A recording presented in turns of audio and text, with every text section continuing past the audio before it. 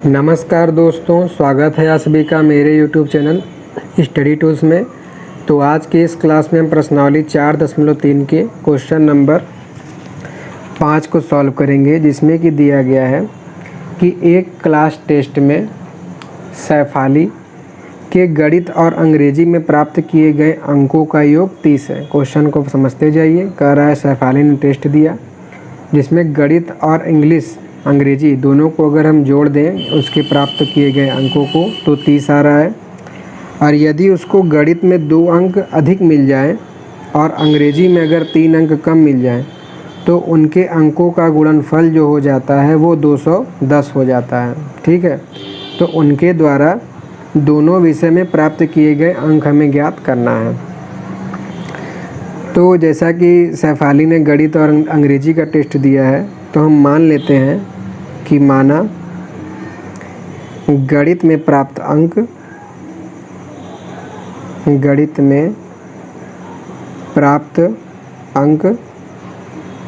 हम मान लेते हैं कि है x अंक सैफाली को मिले हैं। तो जैसा कि दोनों को जोड़ने पे 30 आ रहा है, तो इसलिए अंग्रेजी में जो प्राप्त अंक होगा, अंग्रेजी में प्राप्त अंक वो टोटल अंक में से अगर हम गणित का अंक माइनस कर दें, मतलब कि 30 में से अगर हम गणित का अंक x घटा देंगे तो वो अंग्रेजी का अंक हो जाएगा, क्योंकि दोनों को जोड़ने पर 30 आ रहा था। तो इस तरीके से गणित में प्राप्त अंक x हो गया और अंग्रेजी में प्राप्त अंक 30 माइनस x। अब प्रश्नानुसार क्या कर रहा है कि अगर उसको गणित में 2 अंक अधिक मिल जाए, मतलब कि x अंक की जगह उसको x में 2 अंक अधिक x+2 मिल जाए और अंग्रेजी में 3 अंक कम मिल जाए, तो मतलब अंग्रेजी में प्राप्त अंक है 30 माइनस x, इसमें 3 अंक कम, तो इसमें से 3 अंक घट जाएगा। तो इन दोनों का गुणनफल हो रहा है 210 के बराबर। ठीक है, जैसा क्वेश्चन में दिया गया है। तो इसको सॉल्व करेंगे तो यहाँ से आ जाएगा x+2, 30 में से 3 घट के आ जाएगा 27 माइनस x बराबर का 210। अब इन दोनों का गुणा करेंगे तो x का गुणा इस पूरे में होगा, तो x का गुणा होगा तो यहाँ पे आएगा 27 माइनस x और प्लस के 2 का गुणा होगा इसमें 27 माइनस x में, बराबर में 210 दिया ही हुआ है। तो जब x का इसमें गुणा होगा तो x में 27 का गुणा होके हो जाएगा 27x, x का x में गुणा होके x² और प्लस माइनस माइनस 2 में 27 का गुणा होगा तो 27 दूनी 54 और 2 में माइनस x का गुणा होगा तो माइनस 2x बराबर 210। तो इस तरीके से जैसा कि यहाँ x² माइनस में दिया हुआ है, हमको इसका गुणांक द्विघात समीकरण के व्यापक समीकरण में प्लस में होता है, तो इन सभी को हम बराबर के उस साइड भेज देंगे, तो सभी का चिन्ह बदल जाएगा।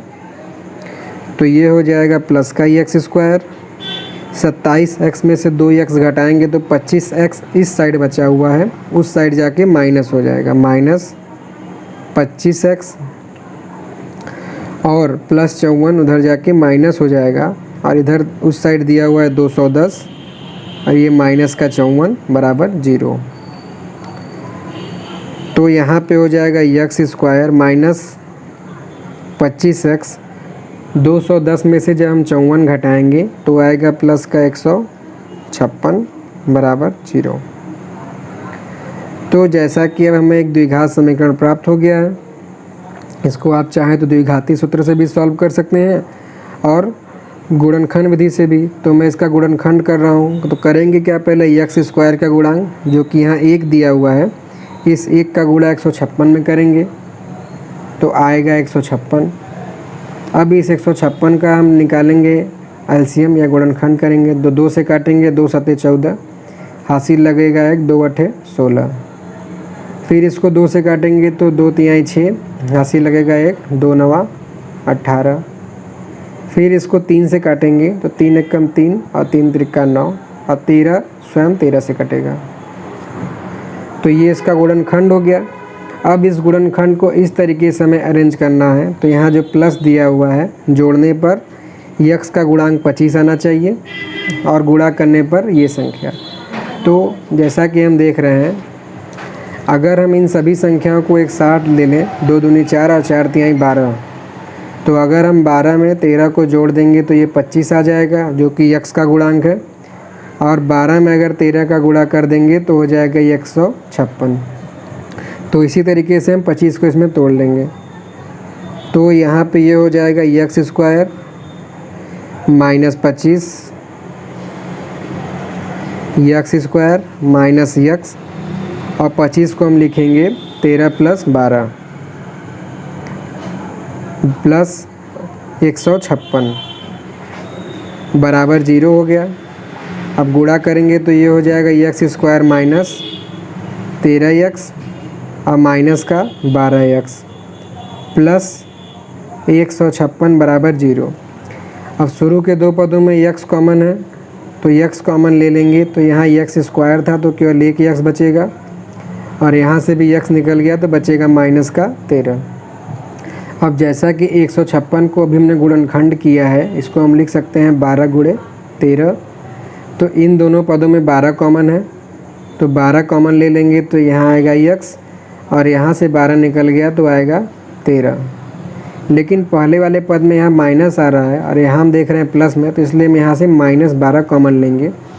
तो ये माइनस से प्लस हो गया यक्स और ये प्लस से माइनस। अब इन दोनों पदों में यक्स माइनस 13 कॉमन है तो यहाँ से यक्स माइनस 13 कॉमन लेंगे तो इस वाले पद में पहले यक्स आएगा और दूसरे वाले में माइनस 12 बराबर 0। अब एक बार यक्स माइनस 13 बराबर 0 होगा या तो फिर यक्स माइनस 12 बराबर 0 होगा। तो यहाँ से यक्स का मान निकल के आ गया 13 और यहाँ से यक्स का मान निकल के आ गया 12। तो इस तरीके से यक्स के दोनों मान निकल गए और दोनों ही पॉजिटिव हैं।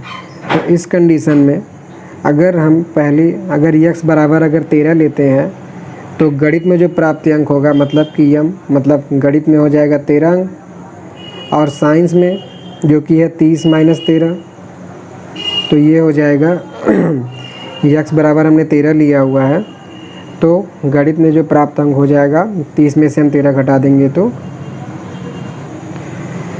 30 में से 13 घटाएंगे तो ये हो जाएगा 18। 10 में से 3 गया, 30 में से 13 घटाएं तो 10 में से 3 गया 7 और 2 में से 1 गया 17 हो जाएगा। ठीक है। और अगर दूसरी कंडीशन में अगर हम यक्स का मान यहाँ 12 लेते हैं तो गणित में प्राप्त अंक मतलब यम मतलब मैथ में प्राप्त अंक 13 हो जाएगा और साइंस में प्राप्त अंक हो जाएगा 30 माइनस 12 बराबर 18 हो जाएगा। तो इस तरीके से या तो ये मान हो सकता है या तो ये मान हो सकता है, दोनों में से आप एक ही मान लिखेंगे, दोनों में ही लिखेंगे, एक बार ये लिखेंगे एक बार ये लिखेंगे। कैसे लिखना है एक बार मैं आपको पूरा बता देता हूँ। तो जैसा कि यहाँ पर दिया गया है, हमने माना कि गणित में प्राप्त अंक बराबर दिया हुआ है यक्स, तो इसलिए अंग्रेजी में प्राप्त अंक बराबर हो जाएगा 30 माइनस एक्स। तो प्रश्नानुसार क्या गया था कि गणित में 2 अंक ज़्यादा पा जाए और साइंस में अगर 3 अंक ज़्यादा कम तो दोनों का गुणनफल 210 है। फिर इसको हमने सॉल्व किया तो इस तरीके से यक्स का मान आ गया 13 और 12। तो अगर यदि हम यक्स बराबर 13 लेते हैं तो गणित में प्राप्त अंक हो जाएगा 13, तो अंग्रेजी में प्राप्त अंक जो कि 30 माइनस यक्स है, तो 30 में से जब हम 13 घटाएंगे तो ये हो जाएगा 17। और दूसरा अगर हम यक्स बराबर 12 लेते हैं तो गणित में प्राप्त अंक यक्स है तो ये 12 ही रहेगा, लेकिन अंग्रेजी में प्राप्त अंक हो जाएगा 30 में से जब हम 12 घटाएंगे तो आ जाएगा 18। तो इस तरीके से हमारा 5वां क्वेश्चन भी सॉल्व हो जाता है।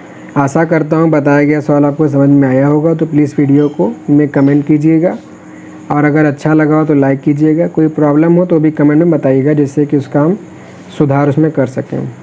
और इसी तरीके से अगर आप आने वाले क्वेश्चन से अपडेट रहना चाहते हैं तो प्लीज़ चैनल को सब्सक्राइब कर लीजिएगा। So thanks for watching.